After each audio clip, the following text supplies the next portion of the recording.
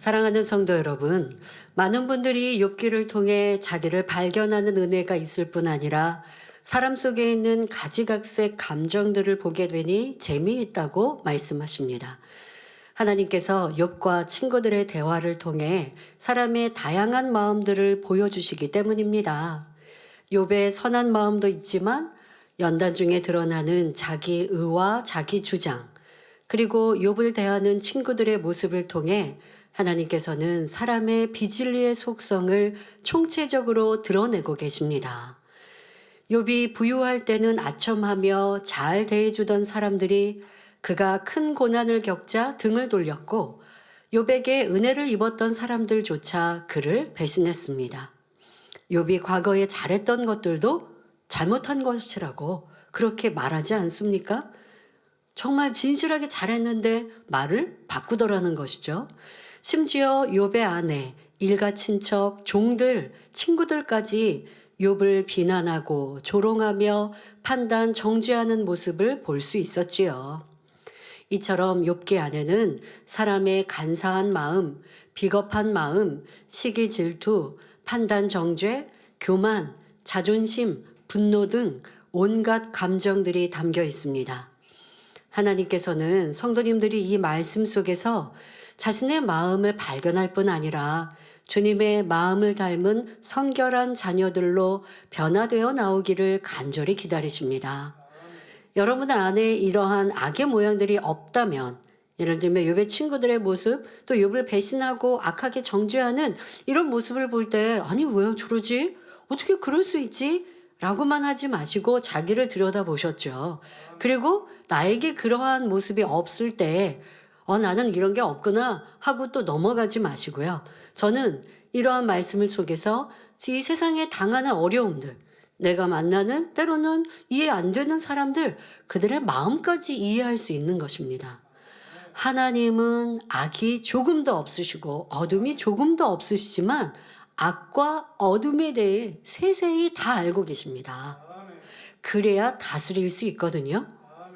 여러분도 세상 속에 살아갑니다. 때로는 악한 사람도 만납니다.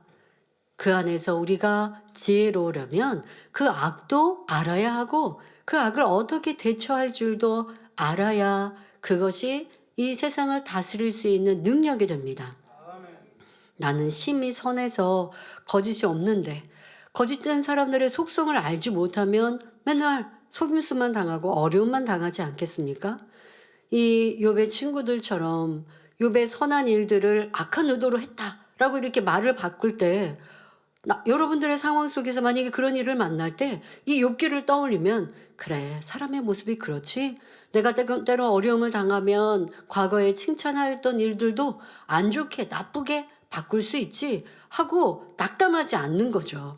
그래 사람의 모습이 이런 거구나, 나를 더 하나님이 낮추시는구나, 감사히 이러한 어려움을 당하고 또 나를 더 부족함을 발견하고 변화되자 라고 한다면 그 어려움은 여러분들에게 축복으로 바뀌는 것이고, 상대에 대해 심히 미워하고 막 슬퍼하고 괴로워하기보다 사람의 마음이 이럴 수 있지 라고 이해하면서 내가 저 사람과 더 화평할 수 있는 방법은 무엇일까? 라고 한다면 그렇게 마음에 서운함이 없을 수 있는 거예요. 그래서 이 말씀이 여러분들이 이 세상을 살아가는데도 지혜가 되고 능력이 되고 악한 사람까지 이해하고 품을 수 있는 힘이 되시면 좋겠습니다. 오늘도 말씀을 들으실 때 자기 발견과 변화의 축복이 임하기를 주님의 이름으로 기원합니다. 지난 시간에 엘리후는 욥에게 당신이 악을 행하지 않고 하나님께 계속 도움을 구했더라면 하나님께서 당신을 환난에서 건져내어 더 좋은 환경으로 인도해 주셨을 텐데 그렇게 하지 않았기 때문에 앞으로 받을 벌이 가득하고 심판을 면할 길이 없게 되었다라고 말했습니다. 이어서 오늘 본문을 보면 욥기 36장 18절에 너는 분격함을 인하여 징책을 대적하지 말라. 대속함을 얻을 일이 큰즉 스스로 그릇되게 말지니라 합니다. 여기서 분격이란 마음속의 분이 격한 모습으로 나타난 것, 다시 말해 분하고 노여운 감정이 복받쳐 오르는 것을 말합니다. 우리가 분격이라는 단어는 평상시에 잘 사용하지 않는 좀 어려운 표현이지만 여러분들이 이런 때 또 공부도 하시고 또 이러한 단어들도 이해하시면 되지요. 비슷한 말로 격분, 경노라고도 합니다. 그러니까 우리가 뭐 짜증, 혈기 이거보다 좀 더 승한, 더 격해진 이러한 분노라라고 표현하시면 되겠지요. 그런데 욥이 처음부터 분격했던 것은 아닙니다. 여러분들 좀 분격이라는 단어가 생소한 우리 젊은이들은 뭐 혈기, 뭐 짜증, 뭐 이렇게 이해하시면서 이 단어를 들으시면 되겠습니다. 자, 욥이 처음부터 이렇게 막 짜증하고 혈기하고 분격한 것은 아니었죠. 욥이 친구들과 변론을 하면서 점차 감정이 격해져서 언쟁이 일어났고 결국 하나님까지 대적하게 되었던 것입니다. 욥은 질병의 고통뿐 아니라 주변 사람들로부터 비난과 조롱을 받았고 심지어 가족과 친구들, 종들까지도 그를 외면했으며 어린아이들도 그를 멸시하니 마음의 괴로움이 이루 말할 수 없었습니다. 그런데 친구들과 엘리후가 이런 욥의 감정을 더욱 자극하니 욥은 감정을 억제하지 못하고 분노하게 되었던 것입니다. 자, 우리 이런 사람 되지 맙시다. 누가 악을 바라는데 악한 사람의 악을 찌르면 뭐가 나올까요? 선이 나올까요? 악이 나와요. 악이 마음에 가득한데 그것을 긁어보세요. 그러면 악을 바란단 말이에요. 근데 여러분 지금 욥이 마음 중심에 있는 그런 악한 모습들을 친구들이 계속 긁어대고 있으니 그러니 이 욥이 그것이 이 분격함으로 나온 것이죠. 우리의 삶 속에 이러한 부분들이 참 많이 있다는 것 욥기를 통해 자주 설명해 주었거든요. 여러분들은 상대의 화를 내게 하는 사람, 또 상대가 더 악을 바라게 하는 사람은 아닌가 살펴보세요. 막 자기를 주장하고 있는 사람에게 그렇지 않잖아, 너 잘못했잖아 해보세요. 그러면 상대가 인정하고 꼬리를 내릴까요? 그렇지 않다라는 거예요. 더 자기가 옳다는 것을 막 얘기하고 그러면 결국 싸움이 일어납니다. 불난 집에 부채질하지 마시고 불난 곳에 기름 끼얹지 마시고 내가 도리어 내 입을 다물고 잠잠해지면 상대의 악도 사그라들고 악을 버리는 것은 아니지만 악을 바라던 것을 그칠 수가 있는데 내가 지혜롭지 못해서 또 나 또한도 감정을 바람으로 상대가 더 분격하게 만들고 있는 모습은 지혜롭지 못하고 그 또한 내가 악하다는 것을 알아 고쳐야겠습니다. 일반적으로 사람이 감정을 절제하지 못하는 상황에 이르면 주먹을 불끈 쥐거나 호흡이 거칠어지는 것을 볼 수 있습니다. 몸을 가만히 있지 못하고 앉았다 일어나기를 반복하며 이리저리 걸어다니거나 심해지면 물건이나 그릇을 집어 던지기도 하지요. 엘리후가 욥을 가만히 보니 점점 분격이 더해져 가고 있으므로 욥에게 분노로 인해 징책을 대적하지 말라고 말하는 것입니다. 징책이란 매를 때리며 책망하는 것을 말합니다. 엘리후는 욥 당신이 분격하면 하나님께서 당신을 치시고 책망할 수밖에 없습니다. 그러나 하나님의 징책을 대적하지 마십시오 라고 말하는 것입니다. 영적으로 보면 분격하는 사람은 징책을 대적할 수밖에 없습니다. 만일 다른 사람이 책망이나 지적을 할 때 선하게 받아들이지 않고 화를 내거나 혈기를 낸다면 이것이 곧 징책을 대적하는 것입니다. 아, 맞습니다. 제가 잘못했습니다. 수긍하는 것이 아니라 누군가의 지적이나 권면에 대해 나 안 그랬는데요 하거나 그것에 대해서 반기를 들고 혈기를 내는 것, 이것이 바로 징책, 누군가의 권면, 이러한 것들을 대적하는 것이죠. 지금 욥은 지금까지 하나님의 징책에 대해 대적하는, 그래서 자기가 의롭다, 하나님은 틀렸다, 이렇게 한 것들에 대하여서 하나님의 징책을 대적했다라고 말하는 것입니다. 자, 그런데 여러분들의 삶 속에서도 그러한 것들이 있다는 거예요. 꼭 하나님께서 연단하실 때 하나님 저에게 왜 이런 연단하셨어요? 라고만 해서 징책을 대적했다는 것뿐 아니라 여러분들의 누군가의 권면도 지적도 겸손한 모습으로 아멘하였는지, 아니면 난 그렇지 않았는데요 하고 짜증하고 혈기하고 분노하고 감정을 내었다면 이 또한 여러분들은 징책을 대적하는 사람인 것입니다. 자, 그런데 징책을 대적하는 이러한 사람은 성령의 9가지 열매 중 한 가지도 맺혀 있지 않은 것임을 알아야 합니다. 성령의 9가지 열매는 여러분 우리가 영으로 들어가는 기준 아닙니까? 영으로 들어간다라고 하면서 누군가의 권면, 지적, 또 하나님이 주시는 연단 속에 내가 그것을 분노하고 있고 또 그것을 싫어하고 있고 외면하고 있고 나는 아닌데 나는 이렇게 잘했는데 하고 있는 모습이라면 이거는 영과는 거리가 멀어요. 자, 성령의 9가지 열매를 기준하여 한번 보겠습니다. 자, 성령의 9가지 열매는 사랑, 희락, 화평, 오래 참음, 자비, 양선, 충성, 온유, 절제입니다. 자, 그러면 분격하는, 바로 화를 내며 혈기를 내는 이러한 사람에게 성령의 9가지 열매를 하나하나 대입해 볼까요? 먼저 사랑이 맺혀 있으면 화를 내지 않을 것입니다. 여러분들이 누군가 내가 가족 중에도 뭐 어떤 대상에게 화를 자주 낸다면 내 안에 상대를 사랑하지 않는 것이고 상대를 무시하는 것임을 알아야 합니다. 여러분들이 정말 상대를 사랑하고 존중하고 귀히 여긴다면 조금 내 마음에 맞지 않아도 이게 화가 안 나요. 예를 들어 여러분들이 저 앞에서 뭔가 생각이 다르다고 화를 내겠습니까? 그렇지 않죠. 근데 만약에 저를 무시한다면 뭔가 내 생각에 맞지 않으면 짜증도 내겠죠. 상대를 내가 사랑하지 않으니까, 무시하니까 이렇게 짜증이, 혈기가 나는 것입니다. 그러니까 바로 여러분들이 내가 상대에게 화를 낸다면, 지금 분격한 것까지 아니어도 짜증하고 혈기를 내고 화를 내고 있다면 사랑이 내 안에 맺혀 있지 않는 것도 물론이요, 내가 상대를 사랑하지 않는 거구나라는 것도 알아야 합니다. 나 자녀 사랑하는데 자녀에게 자꾸 짜증이 많이 나요. 그러니까 영적인 사랑이 아닌 거죠. 육으로 사랑하니까 내 자녀가 내 마음에 맞으면 내가 기뻐하고 사랑스러이 대하다가 내 마음에 내가 원하는 대로 안 되고 내가 아니면 감정 상한 일이 있으면 자녀에게 화풀이를 한다면 이것은 육적인 사랑이라고 말하는 것이니 성령의 9가지 열매에 사랑이 맺히지 않은 것이죠. 자, 분격함은 성령의 9가지 열매, 사랑을 맺지 못한 모습입니다. 또 그 다음에 희락이 있으면 어떤 순간에도 기쁨을 잃지 않을 것이니 혈기내지 않지요.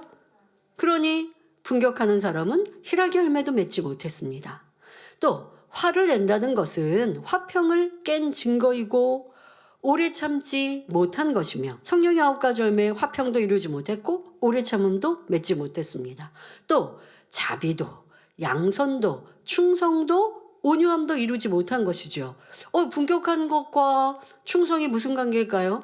여러분, 하나님 일 충성하다가 짜증이 일어나는 사람이라면 이거는 자기 나름대로의 충성이지 영적인 충성으로 하나님이 받지 않으십니다. 어떤 분들은요, 자기는 열심히 충성해요. 그런데 함께하는 일꾼이 열심히 일 안 하거든요. 그러니까 짜증나요. 그래서 속으로 저 사람 때문에 너무 나만 일하는 것 같아. 힘들어.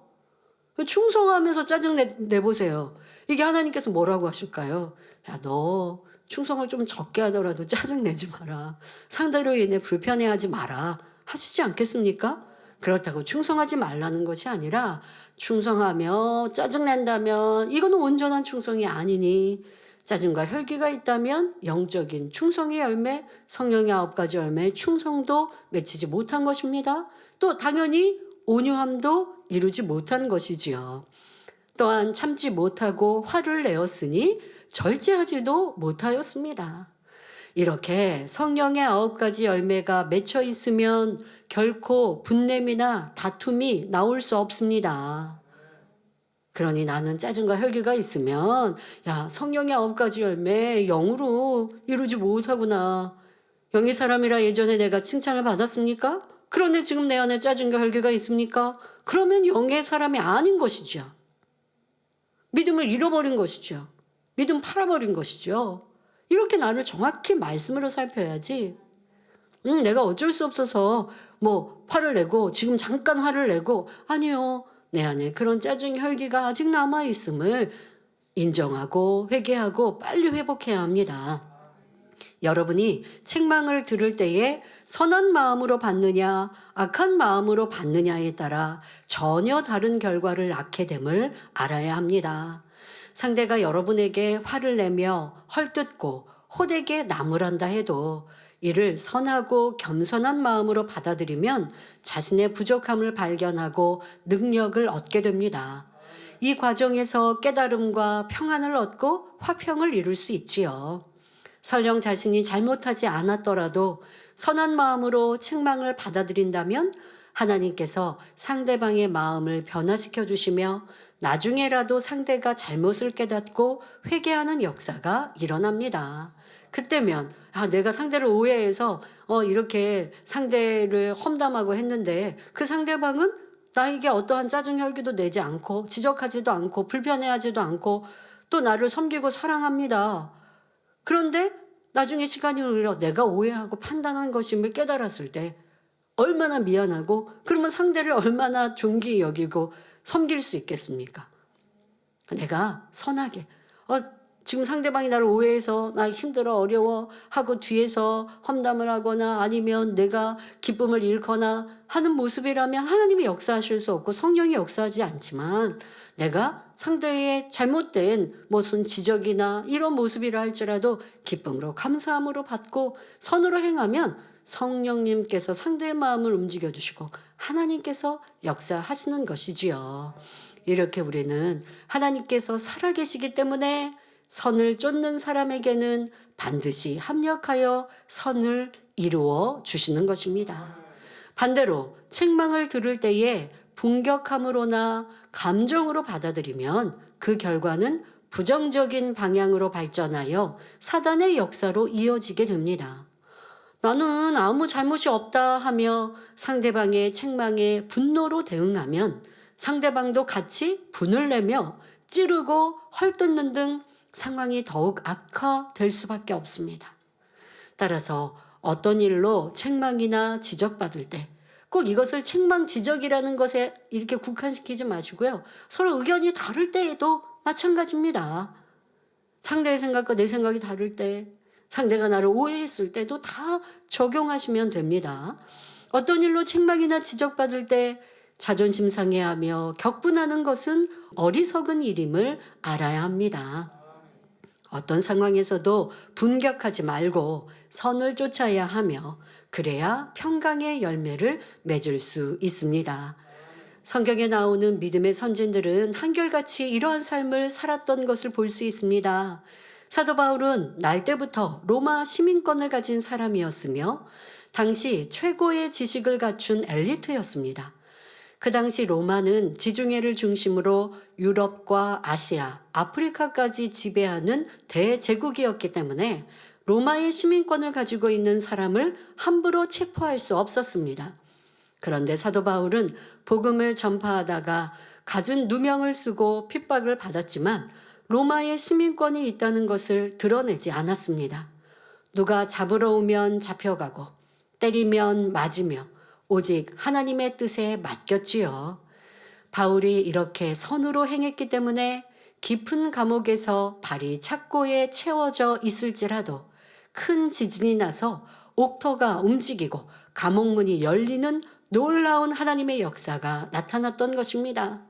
이러한 바울이기에 어떠한 것에도 분노하지 아니하고 다투지 않는 이러한 바울이기에 하나님의 크고 놀라운 권능을 행할 수 있었던 것입니다. 다윗도 악한 사울 왕을 오직 선으로 대했습니다. 다윗은 아무 잘못이 없고 오직 나라에 충성했으며 여러 전쟁터에서 승리를 가져왔는데 사울 왕은 다윗을 시기하여 잡아 죽이려고 쫓아다닙니다. 그런 사울 왕을 다윗 편에서 죽일 수 있는 절호의 기회가 2번이나 있었지만 다윗은 분격하지 않고 용서했습니다. 다윗이 왕이 된 후 아들 압살롬의 반란으로 도망갈 때 백성 시므이가 자신을 향해 돌을 던지며 저주했지만 이때도 분노하지 않고 다만 하나님께 맡겨드렸습니다. 이렇게 선을 쫓으니 더욱 하나님의 사랑을 받고 백성들의 존경을 받는 훌륭한 왕이 될 수 있었죠. 아니, 저 사람이 나를 오해하고 괜한 말로 나를 나쁘게 만드는데 그러니까 막 감정이 상해야 합니까?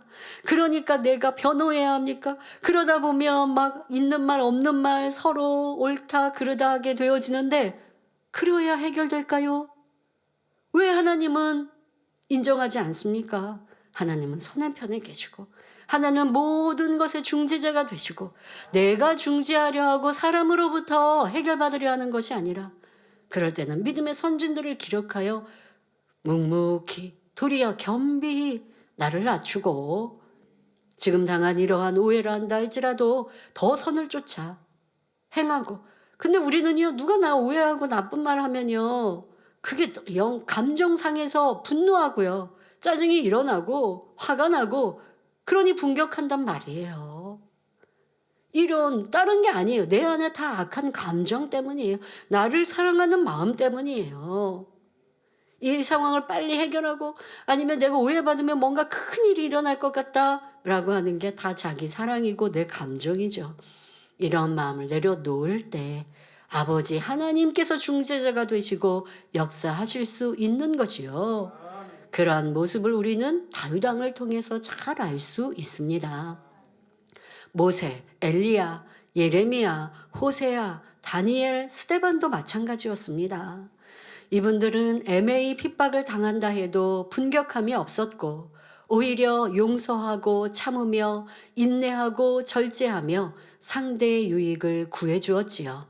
그러했기에 하나님과 늘 교통할 수 있었고 하나님의 큰 사랑을 받을 수 있었던 것입니다. 우리 예수님도 십자가에 달리셨을 때 사람들이 얼마나 조롱하며 비웃었습니까? 내가 만일 하나님의 아들이거든 자기를 구원하고 십자가에서 내려오라. 그러면 우리가 믿겠노라. 저가 남은 구원하였으되 자기는 구원할 수 없도다. 이렇게 말합니다. 이때 예수님께서 분격하시며 그래? 내가 하나님의 아들인 것을 보여주지 하고 십자가에서 내려오셨다라면 인류 구속 사업은 이루어질 수 없었습니다. 그러나 예수님께서는 전혀 분격하지 않으시며 오히려 아버지여 저희를 사하여 주옵소서 자기의 하는 것을 알지 못함이니이다 라고 중보 기도를 올리셨지요. 이렇게 자신을 화목제물로 내어주시며 사랑으로 율법을 완성하셨기에 만왕의 왕 만주의 주가 되실 수 있었던 것입니다. 만약 예수님이 태어나시긴 하셨는데 구세주의 사명을 다 감당하지 않고 자기라는 것으로 십자가에 내려오셨으면 우리의 구세주가 되실 수 없기에 그러나 예수님께서는 자기라는 것이 하나도 없이 오직 아버지의 뜻대로 조금의 감정도 없이 십자가에 죽으심 인생들 피조물이 예수님을 향하여 손가락질하고 돌을 던지며 야유하지만 내 안에 감정이 없으니 미움이 없으니 그런 것에 조금 더 화가 나고 마음이 감정에 뒤틀리지 않으시는 거예요. 도리어 그들을 보시며 극률한 마음으로 대신하여 간구하시는 이런 사랑의 마음 얼마나 아름다우십니까? 그러하니 하나님께서는 주님을 높이시고 주님의 이름으로 구원받게 하시고 구하는 것마다 응답받게 하신 것입니다. 우리도 내 안에 감정과 이런 악을 벗어버리면 내가 아무것도 없는 것 같아. 자존심도 없고 무슨 바보 되는 것 같아. 저 사람이 나를 무시하는데 나는 맨날 무시만 당하니 이게 뭐야? 아니요. 그러면 하나님은 높이시고 세우십니다. 그것이 바로 진리 안에 하나님 말씀 안에 바로 우리 주님께서 가신 길로 우리에게 따라오라 하시는데 왜 내가 나를 주장하려고 분격하고 있는지 왜 내가 나를 주장하려고 서로 다투고 있는지 이러한 어리석음을 벗어버립시다. 사랑하는 성도 여러분, 하나님께서는 우리에게도 이런 사랑과 용서, 인내와 오래 참음을 갖기를 원하십니다. 우리는 전지전능하신 하나님이 우리의 아버지라는 것을 알기 때문에 억울하게 누명을 쓰는 일이 발생한다 할지라도 상대를 용서하고 참을 수 있습니다. 왜? 하나님께서 해결자가 되어주시기에, 하나님께서 또 상급으로 갚아주시기에, 하나님이 나를 복 주시기에, 이것을 믿으면 그것이 바로 하나님을 믿는 것이요, 그러하니 참고 인내하고 용서하고 희생할 수 있는 것이지요. 더구나 죄로 가득 찬 마지막 때에 이처럼 주님 닮은 의인을 하나님께서 발견하신다면 얼마나 사랑하시며 기뻐하시겠는지요. 이 세상 어떠합니까? 서로 내가 조금이라도 불편함이 있고 손해를 보면 용납하지 못해요. 내가 손해본 것 그 이상으로 가져와야 되고, 누가 나를 한 대 때렸으면 뭐 똑같이 한 대 때리는 건 뭐 그건 별로 나쁘다 할 수도 없는 2대, 3대 때려야 되고 상대를 업신여기고 죽여야 돼요. 이러한 악으로 물든 이 세상 가운데 지금 말씀드린 것처럼 선하고 아름다운 의인의 모습을 우리가 닮아간다면 세상은 이해하지 못하죠. 뭐 그렇게 바보처럼 살아야 돼? 그러나 그렇게 살아가는 하나님의 자녀들을 하나님이 보시면 얼마나 기쁘시겠습니까? 그러라고 인간 견적하시고 그러라고 독생자들 예수님을 주셨는데, 주님을 믿는 많은 크리스찬들이 이런 희생과 헌신, 주님 가신 길은 가고 싶지 않아요. 천국 가고 싶다 하고 구원받겠다고 하지만 그냥 교회 나와 구원은 받고 싶은데, 천국 가고 싶은데, 주님께서 가신 길, 하나님의 자녀들로서의 사는 삶은 살기 싫습니다. 그러면 진정 구원받을 수 있을까요? 그런데 우리 만민의 성도들, 이 성결의 복음을 듣고 있는 우리는 어떠합니까? 좁은 길 중에도 가장 좁은 길을 가고 있습니다. 구원만이 아니라 진정 하나님이 원하시는 참 자녀, 하나님께서 왜 독생자 아들 예수님을 이 땅에 보내셨는지, 구원과 함께 그렇게 성결되라 하시고 빛 가운데 거하라 하시고 주님의 보혈이 우리의 죄를 다 사하시려면 우리가 빛 가운데 살아야 한다 하시는 이런 참 진리를 배우고 있습니다. 그러니 누가 때리면 맞습니다. 누가 나를 욕해도 잠잠합니다. 그러면서 기뻐하고 감사합니다. 그러면 나는 바보가 되고 죽은 것 같지만 하나님이 높이시고 세우시면 그것은 휘황찬란한 빛으로 드러나는 것이지요. 자, 우리는 이러한 복음 속에 살고 있습니다. 그러니 여러분들이 낮아져도 또 나를 하나님이 낮추셔도 온전히 순종하시고 그것이 가장 복된 길임을 마음 중심으로 느끼시고 순종해 가는 우리 모두가 되어집시다. 우리는 하나님께나 사람에게나 지적과 책망받는 일이 있거나 나를 힘들게 하고 괴롭게 하는 사람이나 환경을 만나도 분내거나 다투지 말고 오직 선과 사랑으로 행해야겠습니다. 또 엘리후는 욥에게 대속함을 얻을 일이 큰즉 스스로 그릇되게 말지니라 했는데, 이는 욥이 회개하고 용서받을 일이 너무나 크기 때문에 스스로 겸비해야 할 것을 말하는 것입니다. 욥의 친구들이나 엘리후는 욥의 잘못을 지적하다 못해 악인 중에 악인으로 취급하지만 정작 욥은 자기가 무엇을 잘못했는지 깨닫지 못하고 있습니다. 욥은 육적으로 볼 때는 욥기 1장 1절의 말씀대로 순전하고 정직하여 하나님을 경외하며 악에서 떠난 사람이지만 영적으로 볼 때는 버려야 할 악들이 얼마나 많이 있습니까? 여러분들 지금 욥기 강의를 들어오면서 욥의 악을 우리는 느끼고 볼 수 있죠. 그런데 욥기 막 시작할 때는 하나님이 칭찬하셨는데 이게 무슨 의미인지 이제 혼란하지 않으시죠? 네, 앞에서 칭찬하신 의미는 행위 완전한 자, 내가 겉으로 보여지는 이러한 모습 속에 온전하고 완전하고 자기가 알고 있는 그런 하나님의 율법은 그대로 지켜 행하는 욥의 모습. 그러나 마음 깊이 있는 악은 발견하지 못하고 있기 때문에 연단을 통해 그것을 들추시니 많은 악들이 나오고 있습니다. 바로 그것을 발견하고 깨우쳐야 욥에게 그것이 축복이고 그렇게 해야 하는데 욥은 아직 깨우치지 못하고 있으니 얼마나 안타까운 일인지요. 친구들이 아무리 지적해도 욥은 여전히 자기의 잘못을 깨우치지 못하기 때문에 계속 변론하면서 엄청난 분격함이 나오는 것을 볼 수 있습니다. 이는 욥의 이야기만으로 치부할 것이 아니라 여러분도 자신의 마음을 돌아보시기 바랍니다. 지금까지 여러분은 욥기 강해를 통해 마음을 해부하는 말씀들을 참으로 많이 들으셨습니다. 그런데 말씀을 통해 자기 발견을 하는 것이 아니라 저건 김 집사가 들어야 해. 이 말씀은 이 집사에게 해당되는 것 같아. 한다면 얼마나 허송세월을 하는 것입니까? 그러니 우리는 듣는 말씀으로 자신을 돌아보며 지난날 잘못된 모습이 여전히 내 마음에 악으로 남아있지 않은지 발견할 수 있어야 합니다. 자, 이 말은 무슨 말이냐면요. 우리가 현재 평안할 때는 악이 드러나지 않을 때가 있어요. 그런데 어떤 때 과거의 연단을 받을 때, 과거의 어떤 어려운 환경과 조건 속에 내 악이 드러났단 말이에요. 그러면 그것이 지금도 내 안에 있지 않는지 찾는 것. 그리고 내 안에 있다라고 생각하고 아버지 하나님 제 안에 있는 이런 악들, 과거에 제가 이렇게 악이 드러나서 죄를 지었고 판단하고 정죄하고 짜증하고 분격하였습니다.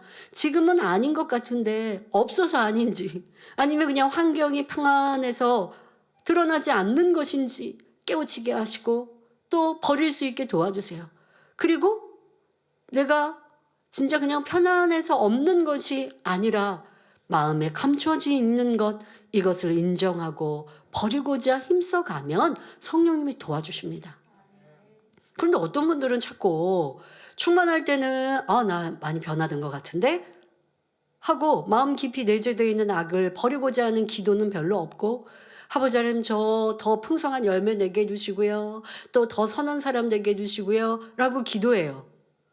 그러다가 또 악이 드러나면 내 안에 이런 악이 있네 하고 짜증 버리게 해주시고요. 혈기 버리게 해주시고요. 이렇게 하거든요. 그런데 이 두 가지가 같이 항상 있으면 좋습니다. 말씀드린 대로 내 안에 짜증, 혈기, 분격이라는 것도 성령의 9가지 열매에 비춰보니 다 해당되지 않습니까? 그 말씀에 기준하여 보면 다 부족한 것을 발견합니다. 그러니 사랑장도 또 성령의 9가지 열매도 팔복도 이렇게 행해야 될 것만이 아니라 행하지 못한 것은 회개하고 또 그렇게 이루지 못한 내 안에 있는 악은 발견하여 찾아내어 기도하면서 버리기 원합니다. 기도하고 그리고 또 반대로 진리는 이렇게 행할 수 있는 사람 되게 해주세요. 기도하면 돼요. 팔복에 첫 번째 심령이 가난한 자 하면 아버지 하나님 제 안에 세상을 사랑하는 마음 이런 마음이 있으면 이거는 내가 가난한 자가 아니라 부자인데 이런 마음들이 있습니까? 버리게 해주세요. 그리고 있는 모습들을 찾아내야죠. 세상에 부유한 사람을 보고 부러워하고 누가 인정받고 칭찬받으면 나는 못 그런 것 같아서 낙심하고 이것이 세상 사랑하는 마음이고 나를 사랑하는 모습이잖아요. 마음이 부유한 자가 된 것인데 이러한 것들 용서해 주세요. 이런 마음 버리기 원합니다. 그러려면 안목의 정욕, 육신의 정욕, 이생의 자랑은 버려야 하는데 아직도 내가 세상 것 취하고 있습니다. 이런 세상 취하는 마음 버릴 수 있도록 도와주세요. 이렇게 그 말씀 진리 하나로 버려야 될 것들, 내 안에 있는 악의 모양들, 잘못 행하고 있는 것들 회개하죠. 그리고 나면 아버지 하나님 이제 내 마음이 내 심령이 가난한 죄가 되어 주님으로 채우길 원합니다. 진리로만 채우길 원합니다. 영적인 어린아이가 되어 더 겸비하고 겸손하고 아멘하고 순종하기 원합니다. 버리라 하지 말라도 다 기도하시고 하라 지키라도 다 기도하실 수 있어요. 악이 발견될 때는 버리라 하지 말라가 더 간절해지겠고 또 때로는 발견되지 않을 때도 이러한 버려야 될 악도 기도하시고 반대로 진리도 함께 구하시는 이런 기도를 하시면 돼요. 그런데 어떨 때는 나 악을 다 버린 것 같은데 착각하다가 악이 드러나면 낙심하시는데요. 그러지 마시고 과거의 시간들을 통해 자기를 들여다볼 수 있는 지혜를 얻으시기 바랍니다. 성도 여러분, 사람들이 격분하여 다툼이 벌어지면 누구의 잘못인지조차 분간하기 어려운 상황이 됩니다. 악한 사람은 어찌하든 자신이 옳고 상대가 그르다는 것을 밝히고자 합니다. 하지만 선한 사람은 어찌하든 다툼을 피하고자 하며 끝까지 선을 행함으로 화평을 이루고자 합니다. 설령 상대에게 명백한 잘못이 있다 해도 면박을 주려고 하지 않습니다. 상대의 흠이나 티가 있으면 이를 감춰주려 하며 만약 그것이 드러난다면 마치 자신이 죄를 지은 것처럼 민망해하지요. 반면에 악한 사람은 상대를 나쁘게 보이게 하려고 하며 상대의 죄가 드러나기를 바라고 이를 끄집어내려 합니다. 내가 알고 있으면 당연히 전파하죠. 내가 알고 있는데 내 입으로 말하는 것은 좀 그렇고 누군가가 그것을 말을 하면 또 속 시원하고 더더욱 나를 좀 힘들게 하는 사람의 악이 드러나면 다른 사람도 다 알았으면 좋겠고 이게 얼마나 악한 마음인지요. 여러분 자신도 진리로 변화되기 전이나 아직 변화되지 못한 현재의 마음 상태를 분별해 보시기 바랍니다. 주변 사람이 어떤 죄를 범했을 때 여러분의 마음은 어떠했나요? 그 죄를 감춰주고 싶은 마음이었습니까? 아니면 드러나기를 바라는 마음이었습니까? 만약 여러분보다 인정받고 앞서가는 사람이 어떤 잘못을 저질렀다면 여러분은 어떻게 생각하시겠습니까? 마음에 선과 사랑이 있다면 그 허물이 알려지지 않기를 바라며 그 사람이 회개하고 돌이키기를 기도할 것입니다. 이것을 중보하는 기도이지요. 가령 여러분의 자녀가 어떤 죄를 지었다고 생각해 보십시오. 그 사실이 다른 사람에게 세상에 알려져서 자녀가 망신을 당하고 비난받기를 원하는 부모가 있을까요? 자녀를 사랑하는 부모라면 결코 자녀의 허물이 드러나지 않고 자녀가 회개하고 바른 길로 가기를 바랄 것입니다. 우리는 이러한 사랑을 내 자녀, 내 가족, 나와 가까운 사람에게만 줄 것이 아니라 모든 사람에게 줄 수 있어야 합니다. 배우자 안에도요 이러한 모습들 많이 보죠. 사랑할 때는 내 눈에 콩깍지가 씌어서 상대의 부족한 것도 그냥 보이지도 않고 부족한 것도 또 좋게 보다가 연애할 땐 그러다가 이제 결혼하여 살다 보면 이제 안 좋은 단점들이 눈에 보입니다. 그러다가 점점점 사이가 틀어지면요 이걸로 친정에 가서 험담하고 내 남편은 이래. 이게 뭐예요? 사랑이 없는 거죠. 거기에다가 어떤 허물까지 들추어서 다른 사람에게 전한다. 이거는 참 부끄러운 일이죠. 사랑이 없는 모습인 것입니다. 근데 세상은 그러해도 그것을 정확히 분별하지 않잖아요. 그렇게 내 배우자의 허물을 다른 사람에게 전하는 거 그러면 같이 험담하는 사람이 됩니까? 그러나 그렇게 전하는 또 다른 배우자가 악하다는 것도 알아서 동조하기보다 그래도 같이 살았던 배우자인데 허물을 들춰서 뭐 하겠는가 이렇게 조언하는 것이 선일 텐데 요즘 세상은 그러한 선과 사랑을 찾기 어렵습니다. 그러나 하나님은 성경은 무엇라 하십니까? 데살로니가전서 5장 15절에 삼가 누가 누구에게든지 악으로 악을 갚지 말게 하고 오직 피차 대하든지 모든 사람을 대하든지 항상 선을 쫓으라 말씀하십니다. 누구를 대하든지 항상 선과 진리를 좇는 성도님들이 되시길 바랍니다. 이어지는 본문을 보면 욥기 36장 19절에 너의 부르짖음이나 너의 세력이 어찌 능히 너의 공고한 가운데서 너로 유익하게 하겠느냐 말합니다. 즉 욥 당신이 공고함 속에서 부르짖고 소리친들 불평불만하며 악으로 나간들 그러한 행동이 무슨 소용이 있겠는가 라고 말하는 것입니다. 그런 것은 아무런 해결 방법이 될 수 없으며 고통 중에 어떤 유익도 줄 수 없다는 것입니다. 더구나 하나님을 원망하고 대적하면서 하나님을 만나기를 바라는 것은 마치 어두운 밤에 햇빛을 찾으려는 것이나 다름없지요. 우리 하나님은 빛이십니다. 그러니 하나님을 만나는 길, 응답받을 수 있는 지름길은 어두움을 버리고 빛이신 하나님의 뜻을 알고 순종하는 데 있습니다.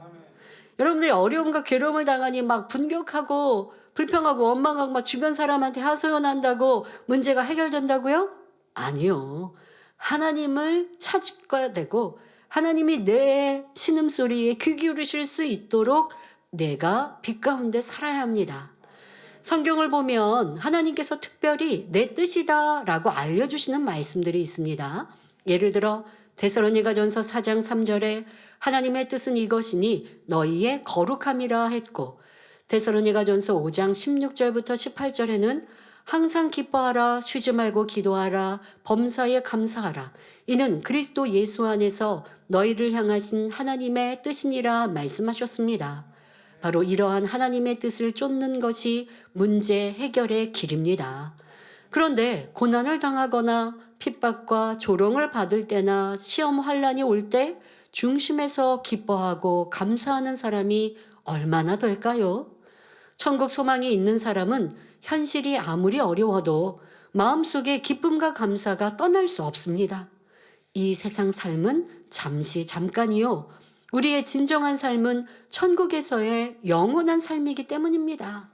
또한 하나님의 자녀로서 아버지 하나님께 아뢰면 하나님께서 들으시고 문제를 해결해 주실 줄 믿기 때문에 온전히 기뻐하고 감사할 수 있는 것입니다.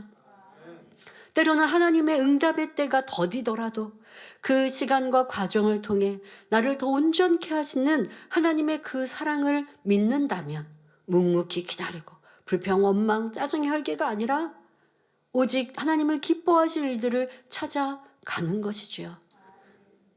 그런데 그 시간이 오랜 시간이 흘렀다 할지라도 내가 분격하지 않고 하나님의 뜻 가운데 하나님을 부르면 분명 그 시간은 나를 더 온전케 하는 시간이 되었을 것입니다. 초대교회 성도들은 예수 그리스도를 믿는다는 이유로 칼에 목베임을 당하고 사자밥이 되거나 십자가 처형을 당해야 했으며 모진 고문으로 불구가 되기도 했습니다. 그러나 이 모든 고난 앞에 조금도 원망 불평하지 않았고 할렐루야 찬송하며 순교했지요. 이것이 바로 믿음 있는 사람의 모습이며 천국 소망 있는 성도의 모습입니다. 그런데 많은 사람들이 어려움에 부딪히면 마치 세상이 무너진 듯 실망하고 자포자기하며 원망에 차서 불평하고 싸우고 다툽니다. 그 일이 생명과 직결된 것이 아닌데도 말입니다. 여러분들 믿음 있다 하고 새로운 삶을 소망한다 하면서 나는 그리하지 않았나? 더더 교회를 사랑한다 하면서 분격하였다면 그것은 교회를 사랑하는 게 아니고 교회를 어렵게 하는 것이지요. 그래도 내 모습이 얼마나 어리석었는지 깨우치고 다 내 감정이었고 내 분노였음을 알아. 이제 이러한 악들은 우리 마음에서 온전히 빼내버려야 합니다.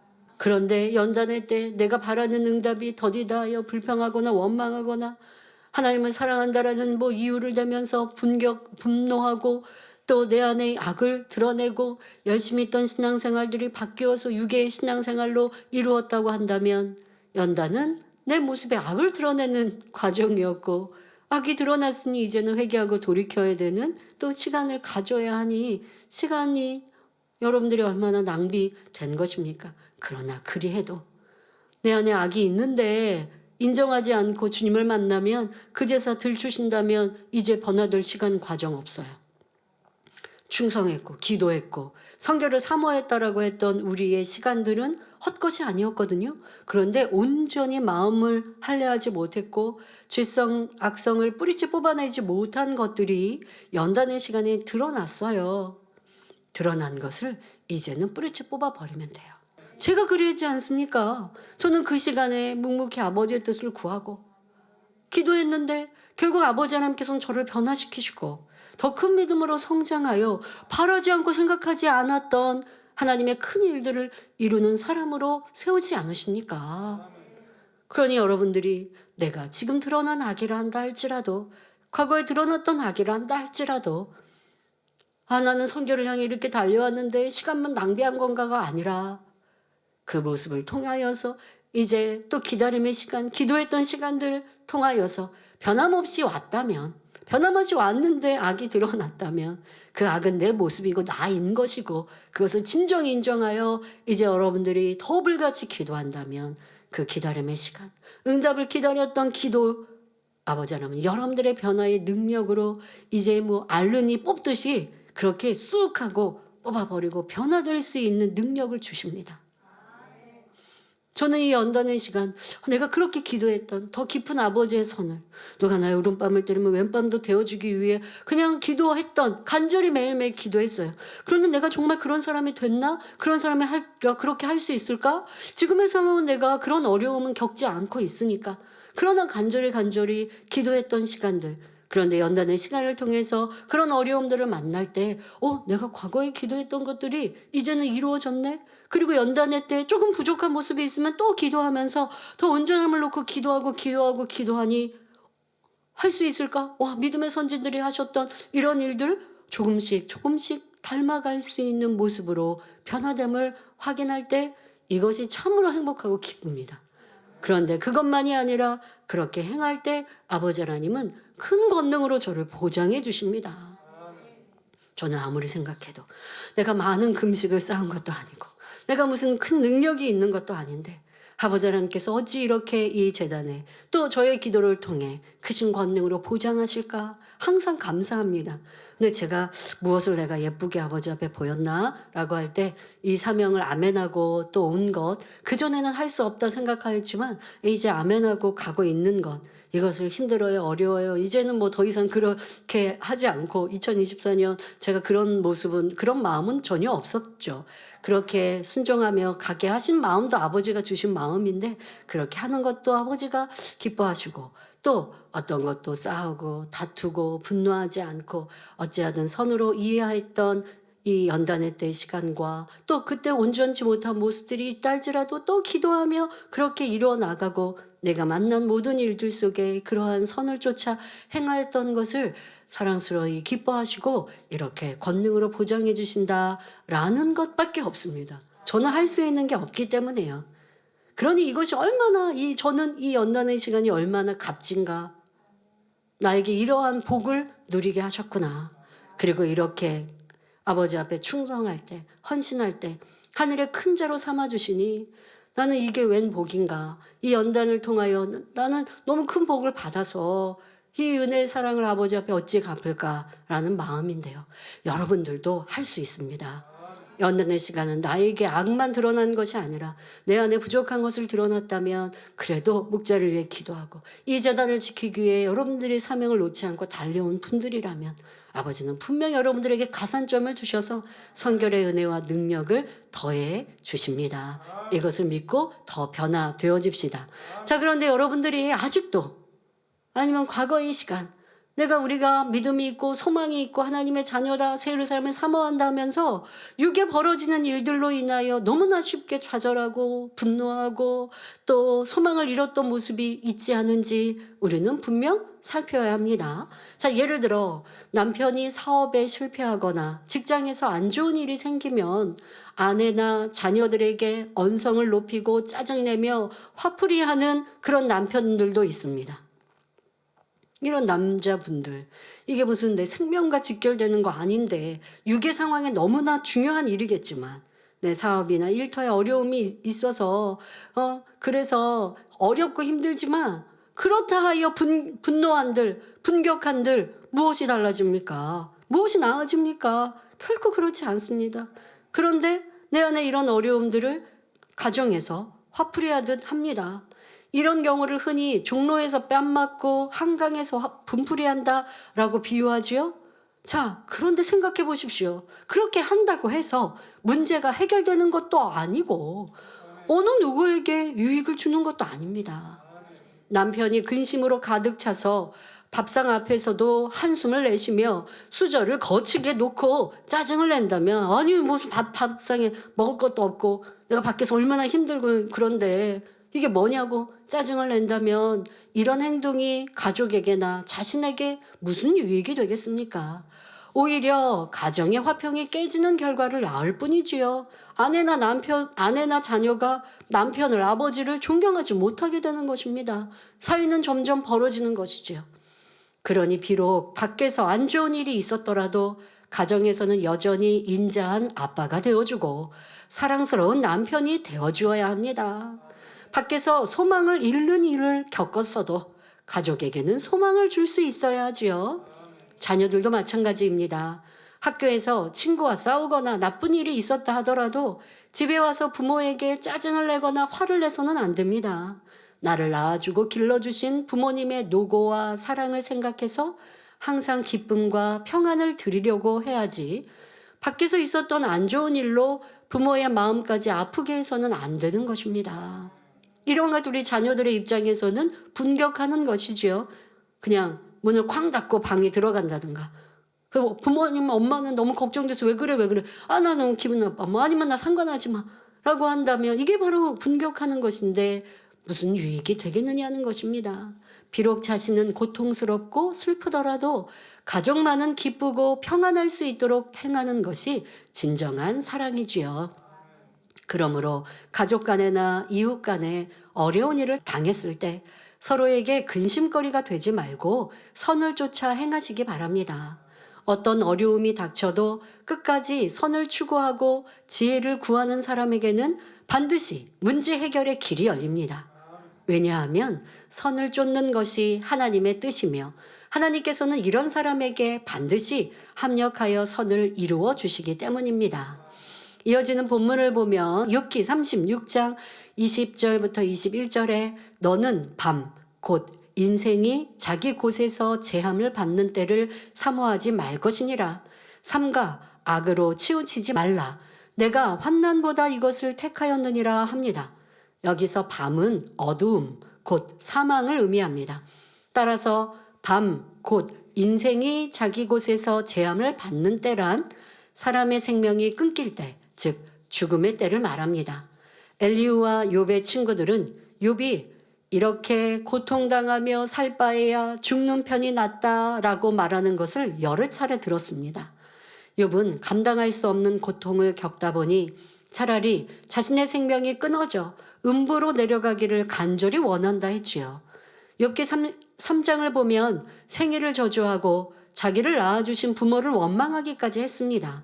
11절에 어찌하여 내가 태에서 죽어 나오지 아니하였던가, 태어나올 때 왜 죽지 않았던가 하는 것입니다. 어찌하여 내 어미가 낳을 때에 내가 숨지지 아니하였던가 했고, 20절에 어찌하여 곤고한 자에게 빛을 주셨으며 마음이 번뇌한 자에게 생명을 주셨는고 하며 심히 탄식했습니다. 만일 태어나지 않았더라면 이런 고통을 겪지 않았을 것이라고 생각한 것이지요. 엘리후는 욥의 이런 생각이 악하다고 말하며 삼가 악으로 치우치지 말라. 내가 환난보다 이것을 택하였느니라 라고 타이릅니다. 즉 환난을 받는 것보다 차라리 죽는 것이 낫다며 죽음을 택하는 것은 바로 악을 쫓는 것임을 알려주는 말이지요. 하나님 앞에 잘못을 빌고 다시 살기를 구해야 할 것이지 어찌하여 죽으려고 하십니까? 이런 악한 생각을 품어서는 안 됩니다. 이렇게 말하는 것입니다. 그러나 우리는 욥의 심정을 이해할 수 있어야 합니다. 모든 재산과 가족을 잃고 중한 질병과 배신의 아픔, 친구들의 오해와 비난, 수많은 사람들로부터 이유 없는 조롱과 멸시까지 받고 있으니 그 고통이 얼마나 크겠습니까? 사실 이런 처지에서는 살고 싶은 생각이 들지 않는 것이 보통 사람의 마음입니다. 오늘날 사람들이 욥이 겪었던 고통보다 훨씬 덜한 상황에서도 죽음을 선택하려는 경우가 얼마나 많습니까? 부모님께 책망을 듣고 속상해서, 좋은 대학이나 직장에 들어가지 못해서, 연인에게 배신당해서, 생활고를 이기지 못해서, 이런저런 시험과 환난을 견디지 못해 자살을 결심하는 사람들이 있습니다. 자신에게 불이익이 돌아오니 분을 이기지 못해서 돈과 명예가 있어도 외로움과 고독에 시달려 극단적 선택을 하는 사람들도 있지요. 사람의 욕심은 끝이 없고 욕심이 잉태하면 죄를 낳습니다. 설령 욕심을 채우고 원하는 모든 것을 얻는다 해도 결국 허무함이 찾아옵니다. 더 이상 얻을 것이 없을 때 찾아오는 외로움과 허무함은 견디기 어렵다고 하지요.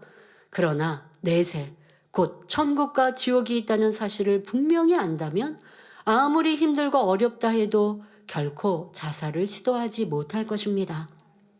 어떤 경우라 해도 결국은 생명의 가치를 알지 못하기 때문에 자살을 선택하는 것이지요.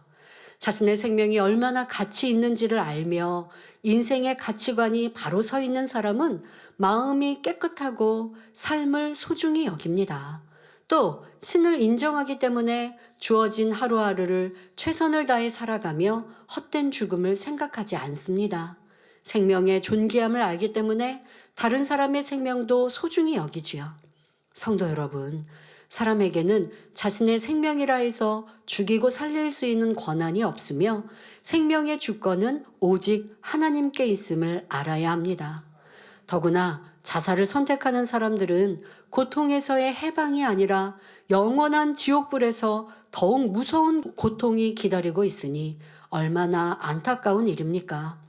내세를 모르는 사람들은 죽음과 함께 모든 고통이 끝난다고 생각할지 모르지만 결코 그렇지 않습니다. 이 땅의 삶이 아무리 행복하다 해도 아름다운 천국에서의 행복과는 비교할 수 없고, 또한 이 땅의 삶이 아무리 고통스럽다 해도 참혹한 지옥에서 받는 고통과는 비교할 수 없습니다. 그러므로 하나님의 자녀된 우리는 인생의 가치관과 생명의 존엄성을 바로 알아서 천국 소망 가운데 모든 삶을 진리 안에 잘 일구어야 합니다. 또한 때를 얻든지 못 얻든지 전도에 힘쓰시기 바랍니다. 길이요 진리요 생명 되시는 예수 그리스도 안에 거하면 모든 고통에서 해방될 수 있고 진정 가치 있는 삶을 영위할 수 있으며 영원한 천국에 이룰 수 있다는 사실을 널리 전하시기 바랍니다. 결론을 말씀드립니다. 사랑하는 성도 여러분, 오늘은 분격하는 것이 얼마나 무익하며 항상 기뻐하고 기도하며 감사하는 것이 곧 문제 해결의 길임과 사람의 생명이 얼마나 소중한지를 말씀드렸습니다. 여러분은 언제 화가 나고 다투는 등 분격하십니까? 잘못한 것도 없는데 욕을 먹고 오해받으니 노여워지십니까? 다른 사람으로 피해를 보고 어려움을 겪으니 짜증이 나셨습니까? 다른 사람은 평안하고 잘 사는 것 같은데 나는 되는 일도 없고 문제만 생기니 불평 원망이 드십니까? 배우자의 문제, 자녀의 말썽, 물질의 어려움 등 삶이 고달프니 모든 게 짜증스러우십니까? 그런데 어떤 어려움과 문제, 괴로운 상황도 짜증과 혈기, 불평, 원망, 다툼은 문제 해결의 답이 아닙니다. 분격은 사람 관계와 상황, 건강을 더욱 악화시킬 뿐입니다. 문제 해결은 오직 하나님의 말씀, 빛 가운데 살아갈 때 이루어집니다. 하나님께서 나의 편이 되어주심으로 원수도 화목해 하시고 시험 환난도 물리쳐 주시며 모든 문제도 해결해 주실 수 있습니다. 이런 진리를 깨달아 분격의 어리석음을 버리고 기쁨과 감사, 선과 사랑으로 여러분이 있는 가정과 직장, 학교 등 가는 곳마다 따뜻한 진리의 빛을 발하시기 바랍니다. 그리하여 여러분의 삶 속에 주님께서 주인 되심으로 형통한 삶을 영위하시기를 주님의 이름으로 축원합니다. 할렐루야. 전능하신 사랑의 아버지 하나님, 이 시간 기도받는 모든 성도님들 위해 안수하여 주옵소서. 전국 전 세계 하나님의 자녀들 위해 시공간을 초월하여 역사하여 주시옵소서. 믿어지는 믿음을 주시고 부정적인 생각과 의심의 세력을 물리쳐 주옵시며 모든 시험 환난도 물리쳐 주옵소서. 머리부터 발끝까지 오장육부, 뼈 마디마디, 온몸의 신경, 조직, 세포 등 성령의 불로 태우시고 근본의 빛으로 역사하여 주옵소서. 예수 그리스도의 이름으로 명하노니 원수마귀 사단아, 모든 질병, 균, 연약함아 물러가라. 빛이여 임하라. 모든 불치, 난치병도 성령의 불로 태워 깨끗게 하여 주옵소서. 말라리아를 비롯한 모든 풍토병도 물리쳐 주옵소서. 감기, 기침, 열, 몸살, 독감 등 각종 유행성 질병도 다 물러가라. 어떠한 질병도 틈타지 않게 지켜 주옵소서. 각종 암과 전이된 것, 에이즈, 백혈병, 뇌졸중, 고혈압, 저혈압, 심장병, 폐병, 위장병, 당뇨, 부인병, 피부병, 갑상선 질환과 모든 염증도 깨끗게 하여 주옵소서. 소아마비, 중풍, 관절염, 디스크도 온전케 하여 주옵소서. 요통, 두통, 신경통을 비롯한 모든 통증은 사라질지어다. 간질, 자폐증, 우울증, 조울증, 공황장애, 노이로제, 치매 등 모든 정신질환도 물러가라. 모든 마비된 것도 풀어지고 일어나 걷고 뛸지어다. 눈도 잘 보이게 하옵시고 귀도 잘 들리게 하여 주옵소서. 소경은 눈을 뜨고 귀머거리는 들으며 벙어리는 말할지어다. 각종 사고 후유증도 깨끗게 하시고 부러진 뼈도 붙여 주옵소서. 화상 입은 것도 온전케 하시고 화기야 물러가라. 열도 물러가라. 아버지 흉터나지 않게 역사하여 주옵소서. 마약을 비롯하여 각종 약물과 독극물 중독도 깨끗함을 입을지어다. 죽은 신경과 세포가 살아나며 죽은 자도 살아나게 하여 주옵소서. 잉태의 축복도 주시기를 원합니다. 예수 그리스도의 이름으로 명하노니 원수마귀 사단아 하늘 공중 권세 잡은 악의 영들아 물러가라. 그의 사자들도 물러갈지니라. 이 땅의 악한 영, 더러운 영, 거짓되고 간사한 영, 이간질하고 미혹하는 모든 어둠들은 물러가라. 모든 흉악의 결박을 풀고 어둠아 물러가라. 빛이여 임하라. 아버지 하나님, 부르짖어 기도할 수 있는 능력을 주시고 죄를 버리고 성결될 수 있는 능력을 주옵소서. 영혼이 잘됨같이 범사에 잘되게 하시고 가정의 복음화도 이루어 주시기를 원합니다. 한 주간도 모든 사고와 재앙으로부터 지켜주시고 불통이 없는 형통한 삶을 살 수 있도록 축복해 주옵소서. 성령의 불담으로 천군 천사와 주님의 불꽃 같은 눈동자로 모든 하나님의 자녀들과 가정, 일터, 사업터를 지켜주시기를 원합니다. 학생들에게 지혜와 명철을 더하시고 공부할 수 있는 뜨거운 마음과 열정도 더하여 주옵소서. 마음과 생각을 세상에 빼앗기지 않도록 지켜주시고 하나님을 뜨겁게 사랑하는 학생들로 축복하여 주시옵소서. 하나님의 자녀들이 먹으나 마시나 입으나 무엇을 하든지 하나님 앞에 영광 돌리는 삶이 되게 축복하여 주시기를 원합니다. 나는 하나님을 만났노라, 체험했노라, 응답받았노라, 축복받았노라 간증하는 입술이 되게 역사하여 주옵소서. 아버지 하나님 감사합니다. 홀로 영광 받으옵소서. 우리 주 예수 그리스도의 이름으로 기도하옵나이다. 아멘.